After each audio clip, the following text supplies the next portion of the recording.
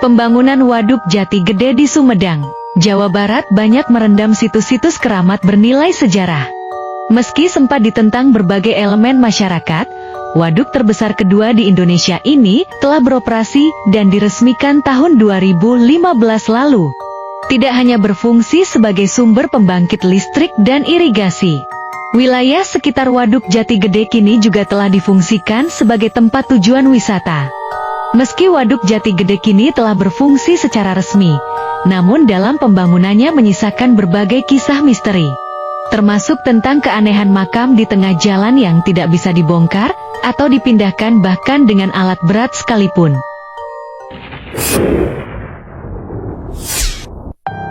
Makam Pak, sebelum ada SD itu ada makam. Saya nggak berani waktu kecil itu, aku penakut gitu Pak. Jadi aku berdoa, ya Allah, aku tidak mau melihat apa-apa yang itu yang menakutkan gitu. Waktu itu karena mungkin dengan adanya ini kurang, untuk jalan sih kurang strategis gitu ya.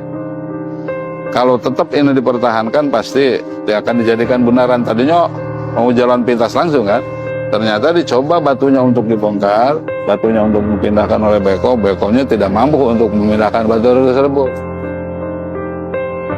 Fenomena aneh makam keramat yang berlokasi di Dusun Keramat, Desa Cigintung, Kecamatan Cisetu, Kabupaten Sumedang, Jawa Barat ini bermula di tahun 2009, ketika ada proyek pembukaan jalan baru untuk mempermudah pengambilan material dari Gunung Julang untuk pembangunan Waduk Jati Gede. Makam yang berada di dekat jalan kemudian dirasa mengganggu kelancaran lalu lintas kendaraan pengangkut material. Makam yang dipercaya sebagai petilasan ini selanjutnya coba dibongkar dengan alat berat. Kebetulan truk-truk yang sekarang warawiri hilir mudik di sini, truk tersebut untuk pengambilan bahan material di wilayah Gunung Julang, Desa Cisetu, yaitu untuk bahan baku pembangunan bendungan Cipanas. Penggusuran makam keramat Cigintung ternyata bukan perkara mudah. Ada saja kejadian-kejadian aneh yang sulit dicerna akal manusia. Seakan ada sosok-sosok tak kasat mata yang menghalangi proses penggusuran makam. Alat berat berupa beko yang didatangkan untuk mengeruk makam mendadak rusak, padahal kondisi beko terbilang masih baru. Anehnya, tak lama kemudian operator beko dikabarkan mengalami kejadian tragis hingga meninggal dunia.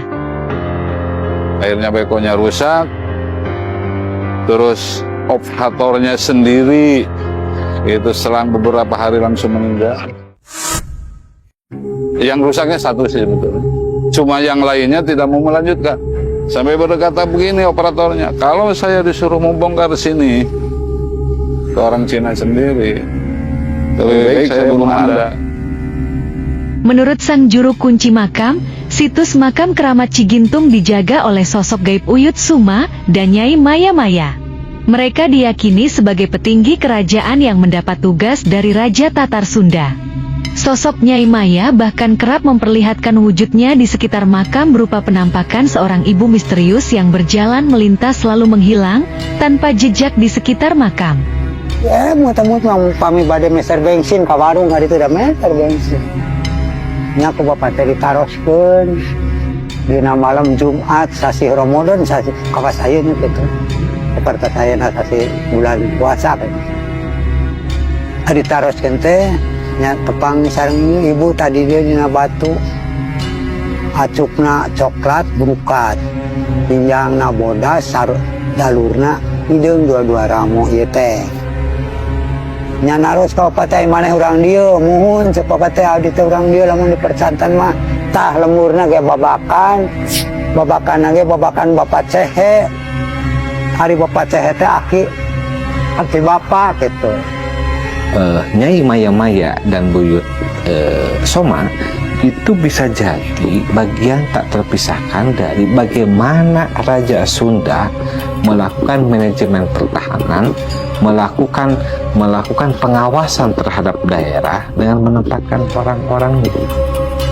orang-orangnya sekali lagi bisa orang Pajajaran, bisa orang Galuh, bisa orang lokal setempat.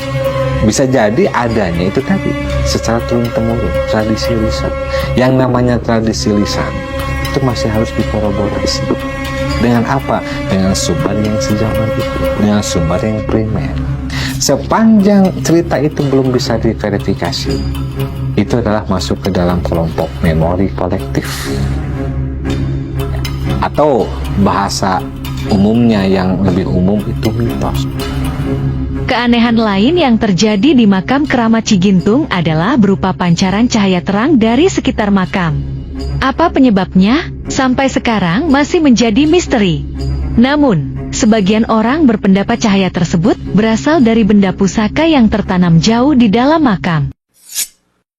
Aya naon saya keneh zaman kapungkur keur memeh jalan proyek ieu margi di DT tiap malam Jumat ge sok aya nu songorong we sapertos baterai. Oh, di detes yang gitu. Oh, baterai. Di mana? Tadi palih dia teh ada kapungkur mah balai.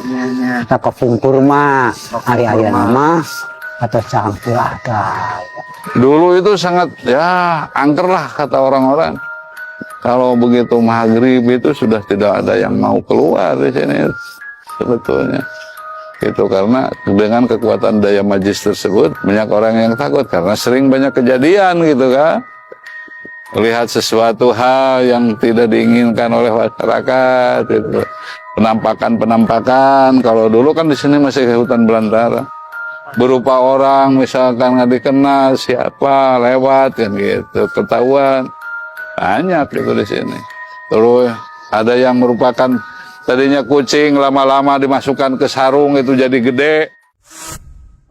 Keberadaan makam atau petilasan di Desa Cigintung kabarnya memang tidak bisa dilepaskan dari kerajaan Sunda yang berpusat di Pajajaran. Menurut cerita turun-temurun, Uyut Soma dan Nyai Maya adalah petinggi kerajaan yang diutus untuk menjaga keamanan di wilayah Cigintung. Bisa dimaklumi karena di masa itu, wilayah Desa Cigintung termasuk strategis dan menjadi bagian dari jalan utama yang menghubungkan antara wilayah di kerajaan Sunda. Pada waktu itu meliputi hampir seluruh Tatar Sunda. Sehingga otomatis dapat dipastikan bahwa daerah yang sekarang bernama Sumedang itu adalah bagian tak terpisahkan dari kerajaan Sunda. Apalagi kerajaan Sunda itu memiliki namanya Highway Pajajaran. Ya istilah sekarang itu ya. Artinya semacam jalan raya yang menghubungkan Pakuan Pajajaran yang sekarang Bogor ke daerah Ciamis, tepatnya ke Kawali.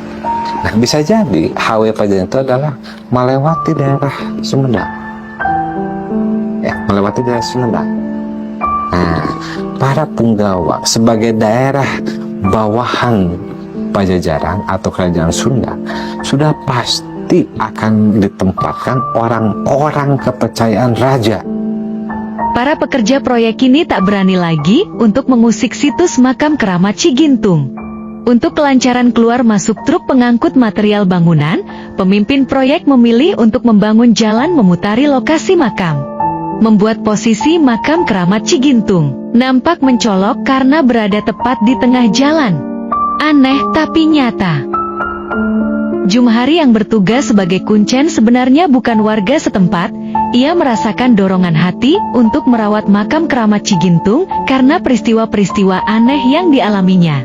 Khususnya dengan penguasa gaib di kawasan makam, Uyut Soma dan Nyai Maya. Pada murag Cipanon ada masa usaki obat. Jabaning tu aya nu keresaeun di damalna teh. Da salah tawuran atuh kitu pek cenah juri goge tiungan, pek nu kitu ge cenah wawuhan. Matak nyeri we kitu kana manah obat kitu. Eta lalakonna teh. Terus ikuti video-video tentang misteri lainnya. Dan jangan lupa like, share dan follow akun tentang misteri juga, supaya akun ini makin berkembang.